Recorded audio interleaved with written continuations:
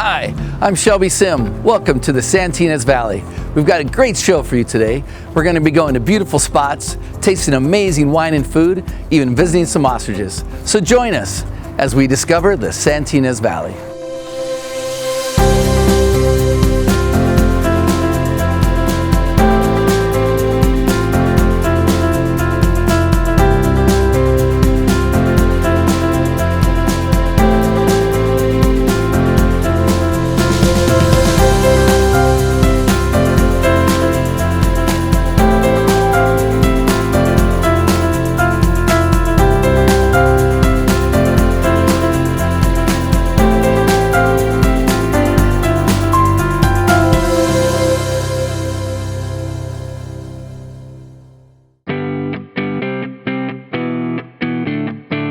Our tour begins in the Danish village of Shelby, where travelers from around the world can enjoy windmills, shops, traditional food, and exciting activities.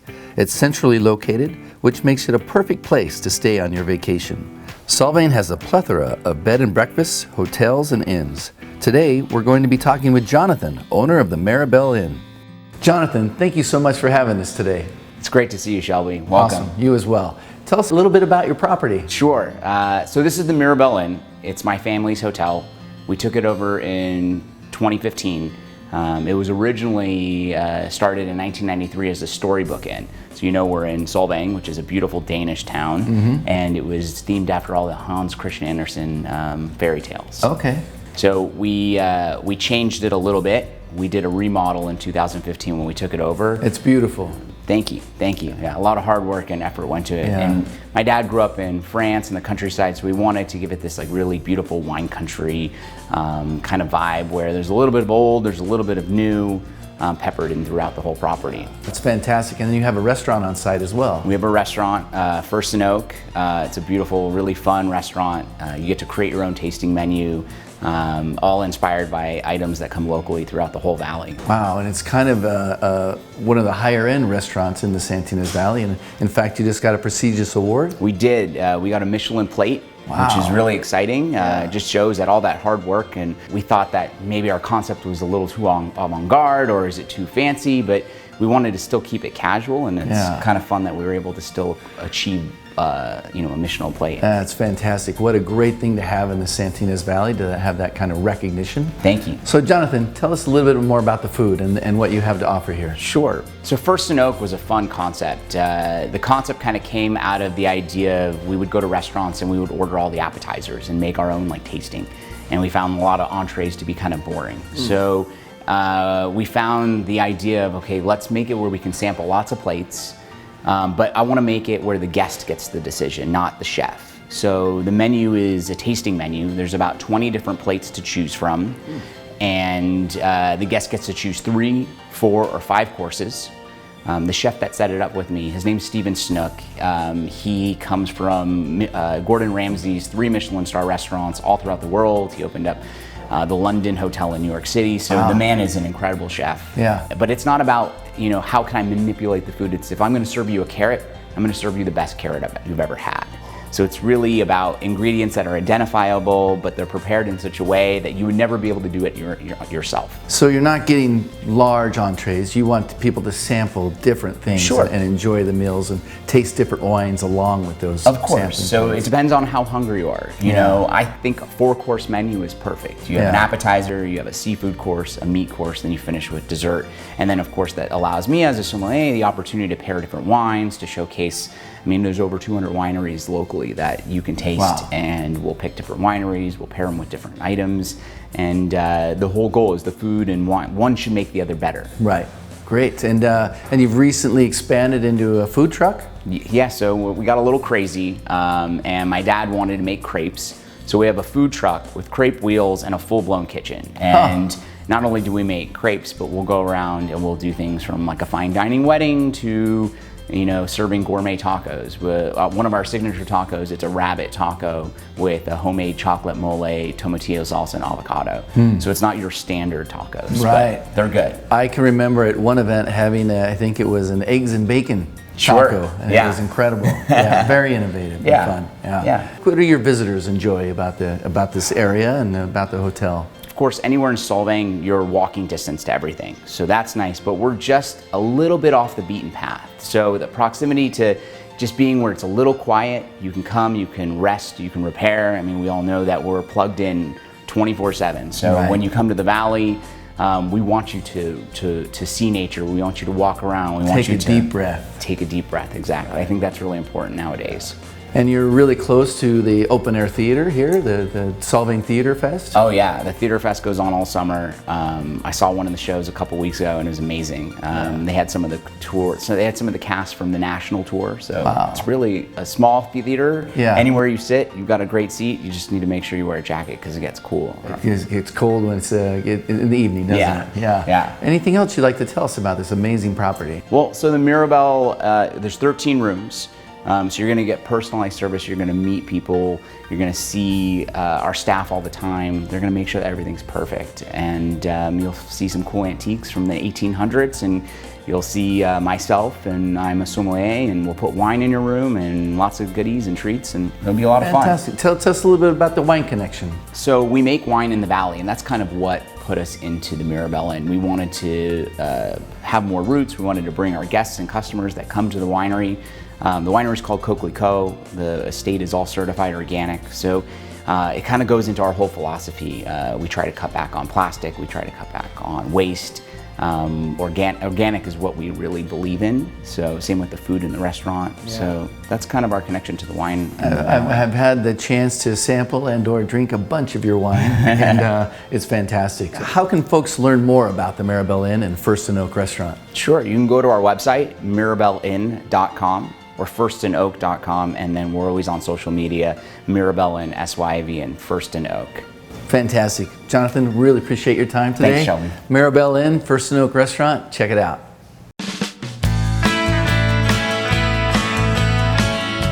Now that we're checked in, let's pay a visit to some feathered friends who call Santa Ynez Valley home. This is Ostrich Land, USA.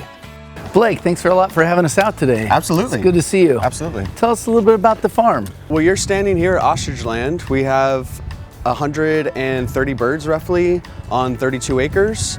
We have ostriches and emus, and we've had this business for about 18 years now, and we invite customers from all over the world, tourists, whoever, to come visit the birds, check them out, feed them, and just enjoy them.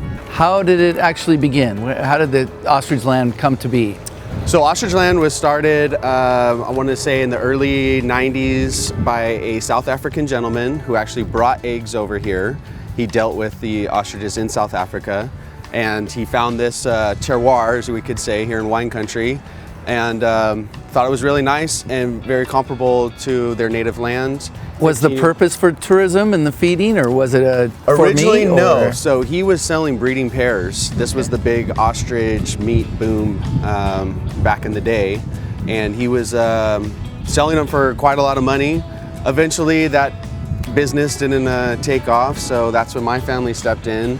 And being that we are here in the wonderful Santa Ynez Valley, we thought like, hey, let's kind of turn this into a tourist attraction. And so we did. My aunt, Trudy Brown, purchased the farm, and we kind of made it what it is today, put up some fences and invited people to come enjoy it. Wow, well, it's a fantastic place and an incredibly horrifying and wonderful experience to feed them. What's the difference between the emu and an ostrich? Emu and ostrich, I get this question 10 times a day. They're both flightless birds. They're both part of the ratite order, if you want to get scientific. Two totally different birds though. Ostrich being the largest bird in the world, native to South Africa, or Africa in general. And then the emu being the second largest bird in the world, native to Australia. Huh. Yeah. Or you could say the ostriches have 2 toes and the emus have 3 toes. Wow. Well, thanks for that. I've always wondered. So what do you say we go check them out? Yeah, we got to feed these bad boys. Oh, right on. Let's go feed them. All right, we've got our feeding bowls. Let's see what we do here. So these are 4 female ostriches, but as you can see, they eat like teenage boys. They have no manners. No. Velociraptors. Yeah. They're very prehistoric animals. So Blake, how many ostriches are here? We have about 80 ostriches here, including 3 5-month-old babies that we currently have. 5-month-old babies, how cool. How often do they hatch? Well, so we kind of control the hatching, breeding process. Basically, The hens lay eggs whenever they're ready. If they've mated, then the egg will be fertile. But we pick up the eggs daily because we sell the eggs to customers. So if anyone ever wants to buy a fresh egg, we sell them here. 45 bucks a piece. 45 bucks an egg. And they're big suckers, right? Oh, they're huge. It's the largest single cell organism in the world. Wow. And the largest egg in the world. So what's an experience like here at Ostrich Land USA for a visitor? You know, it's really a unique experience that is geared towards the person itself. I have some people that come and hang out for 15 minutes and they love it. And I've had people stay here for 2 hours because they just can't get enough of these birds. But you know, we're set in this wonderful backdrop on this wonderful land, and the birds love it here. The customers love to come and feed them. They love the babies. And you have a gift shop? And we have the gift shop where they can get you know, feathered items, the eggs, like we said, egg shells. We have decorative eggs and a lot of boutique jewelry, and as well as stuff for the kids in the gift shop as well, stuffed animals and stuff like that. How can folks learn more about Ostrich Land USA? By stopping by and coming here. Right on. Do you have a website? We have websites. We're on social media. We have the wonderful ostrich wings that you can take a photo in front of. Plenty of photo ops here. Check us out on Facebook, Instagram. And that's Ostrich Land USA. Ostrich Land USA. Yep. Thank you, Blake. Thank you very much. Not a problem. Seeing those ostriches chowing down reminded me it's time to eat. What's great about the Ynez Valley is how close everything is. Just a few miles away is the quaint town of Los Alamos, where you'll find a mix of mid-century, modern, rustic, and Old West. Let's head into the Los Alamos General Store, which has been remodeled into the fantastic Pico restaurant. Will, oh my goodness, there's so much here to talk about. And not only this, but this incredible space. Can you tell us a little bit about Pico and how it came to be? Sure. So we're in the original general store building of the town of Los Alamos. The town was founded in 1879. This building went up in 1880. Wow. Which makes it, I believe, the oldest building that's still standing in town. When we moved in here about 4 years ago, it was an art gallery and a little cafe on one side. So we really transformed the main space into a great big high ceiling dining room. My wife and I opened it initially thinking that we were just gonna have a tasting room in this large building and rent the rest of the space out. But then we found an incredible chef, and it just made perfect sense to open a great restaurant in a town that already had a few great restaurants, but I guess really to help put it more on the map. Absolutely, and it certainly has.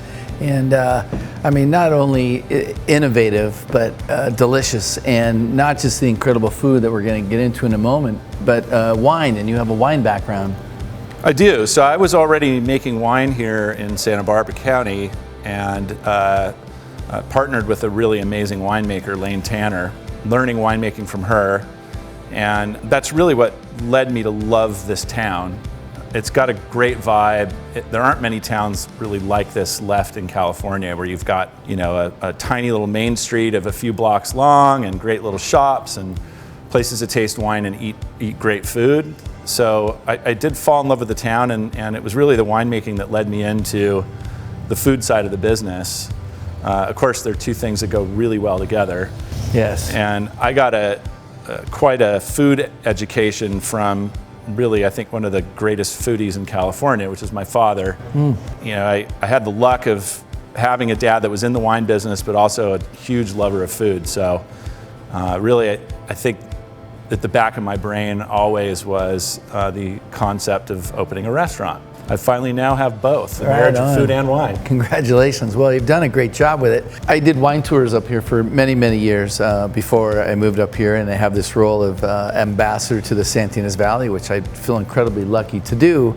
It used to be that, you know, we've had wine for 30, 40, 50 years here in the Ynez Valley, but the food is fairly new. It used to be you'd have to go into another town to have dinner, but now that town comes here to have dinner.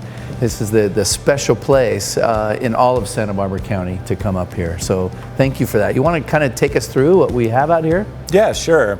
Here we have our charcuterie board, and our chef, Drew Terp, does all house prepared charcuterie. So we have a large smoker in the backyard. So we salt cures, smokes, and dry ages all of the charcuterie that's on this plate. Wow, that sounds amazing. Can't wait to dig in. And before we do though, what wine do we have out here in front of us? So we have the white wine is an Ynez from Italy, and the red wine is Lumen's Martian Ranch Grenache. It's a very special bottling of single vineyard Grenache from a vineyard right here in Los Alamos. Cheers. I do white, I do red.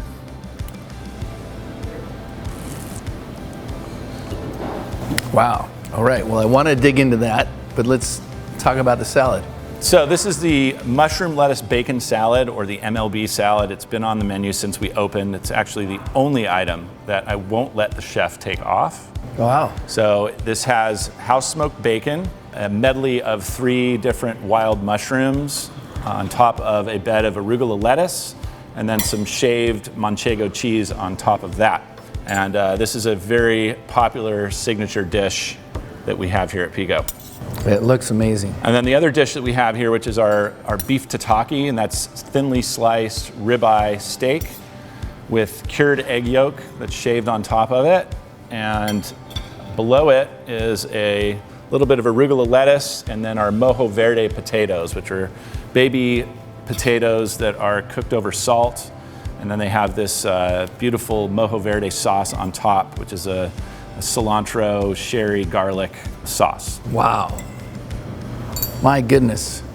So our chef, he's really trained all over the world, and he's worked under some really incredible Michelin star chefs. Most notably are Jose Andres, being a Spanish chef, and then Masa, Japanese. So, you know, we really do have an interesting melding of cuisines and cultures here. That's fantastic. Well, if you'll excuse us a moment, we're gonna dig in, and we'll check in with you in a minute.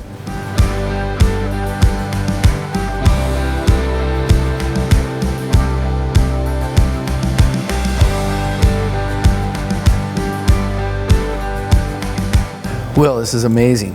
Thanks again for having us. One thing I'd like to talk about is the photos. I noticed that there's a lot of old classic photos, but then also modern. What's the story with that? Well, we really wanted to give some credit to the history that we have in this town, and also this building, obviously.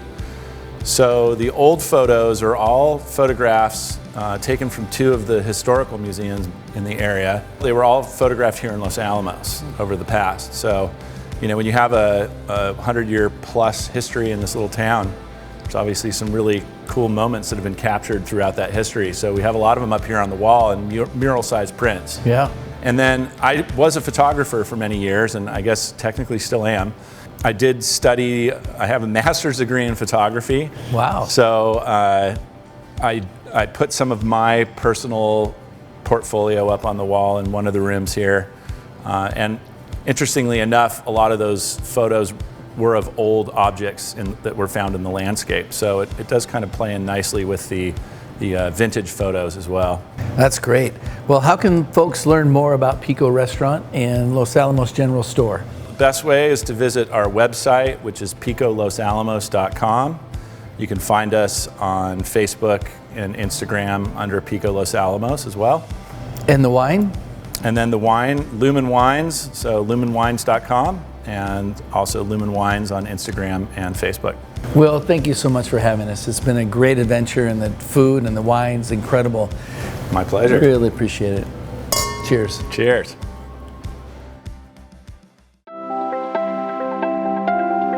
There's no better way to cap off a fantastic day in the Santa Ynez Valley than a wine tasting, and we're about to visit a winery that is all about custom experiences. Let's explore Brave and Maiden Winery in Santa Ynez. Leslie, thank you so much for having us today. It's so great to be here in a beautiful facility. Tell us a little bit about Brave and Maiden. How did it come to be? Yeah, so Brave and Maiden was actually established in 2011 with our very first vintage, but our tasting room has been open since September of 2018. So we're about to celebrate our first year, first anniversary of being open. Congratulations. Thank you. The entire facility was opened in 2018, including our production facility. So previously, all of our wines were made at a custom crush facility in Santa Maria, but with 2018, we got to have our very first harvest on site. Fantastic, but all the grapes are estate? Yes. Yes. Since 2011. So our first vintage was released in 2011, but the vineyard was actually planted in 1996. 96. So it's been established and taken care of by Coastal Vineyard Care, which is a great vineyard company that oversees the property. Absolutely, yeah, they do a lot of great vineyards in the Ynez Valley. So what do you specialize in? I know that the Ynez Valley has 88 varietals. What does Brave and Maiden do?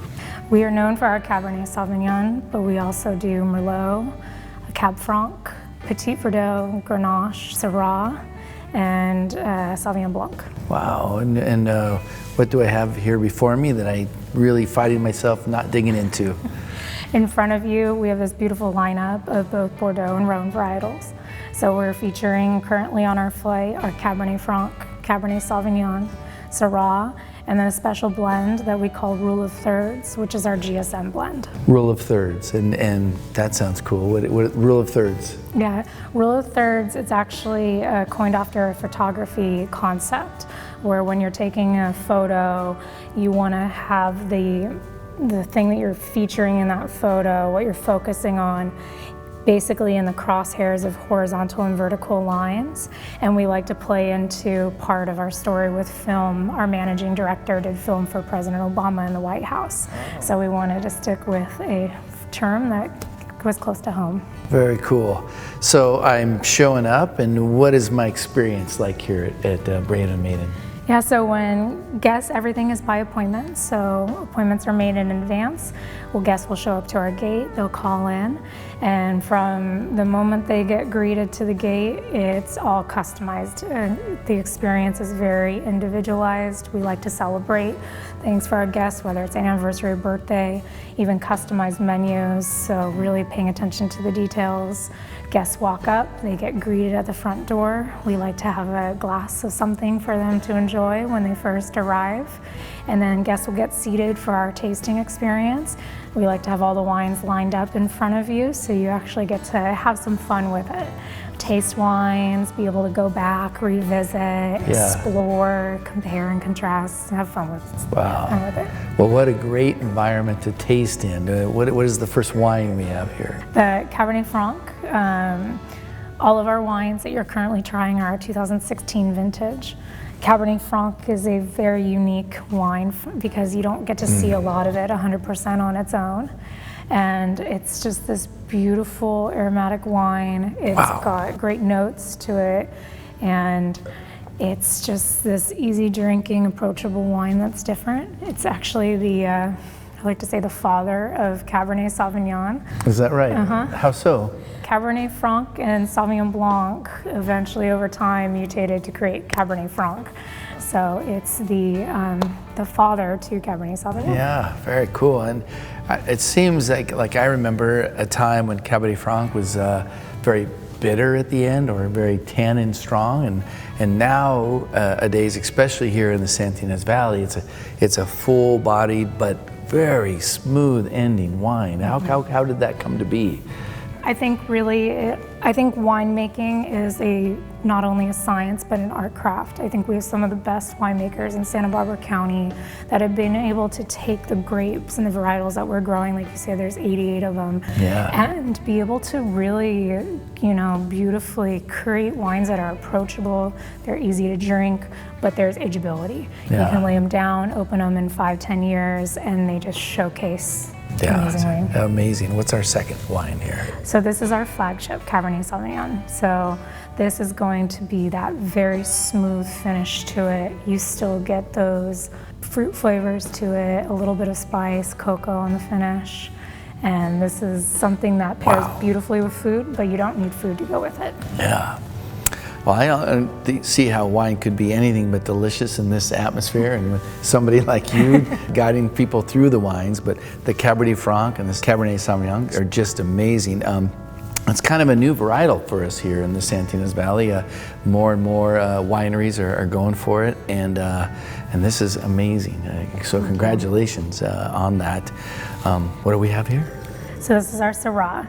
So 100% Syrah. You're going to get more of your boysenberry and jammy fruit with a little bit of that black pepper spice to it, but not too much.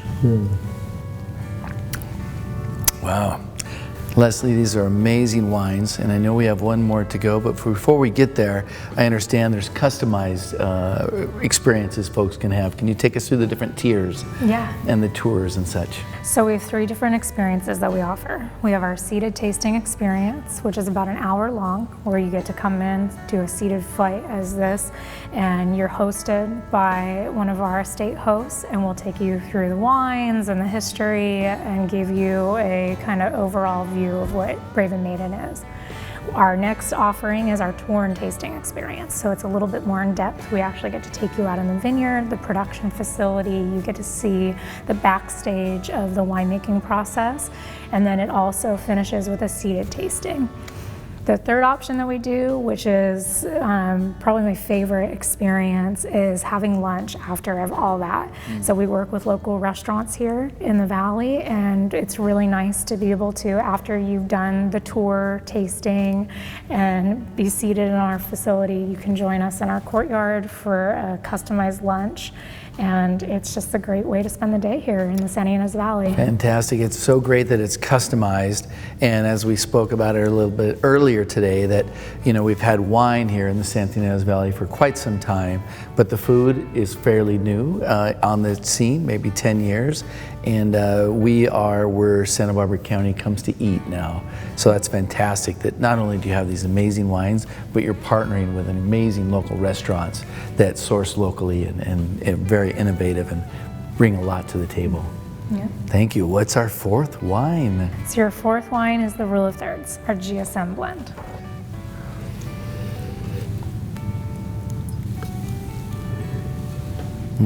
Wow. Yeah, it is so good. Thank you very much, Leslie, again for having us here today. Can you tell us how can folks learn more about Brave and Maiden and get on out here? Yeah, so you can visit our website at braveandmaiden.com. If you go to our website, you can book reservations online through our website, or you can give us a call and we'll set up a tasting for you guys. So whether it's a group of 2 or a group up to 20 or 40, whatever you're looking for. We also do private events, and we do events throughout the year to both our members and non-members. Fantastic. How many acres is the property here? So we have 70 acres and we have 46 planted to vine. And everything is estate right here. Yep. Couldn't be more locally sourced. Again, they're doing wines that are amazing for the varietals that they're doing, and I highly recommend a visit to Brave and Maiden. Thank you so much, Leslie. Of course. It has been a truly wonderful day. Well, we've barely scratched the surface of what the Ynez Valley has to offer. We hope you'll join us next time to learn more. Now I'm heading back into the Maribel Inn to relax. See you again soon.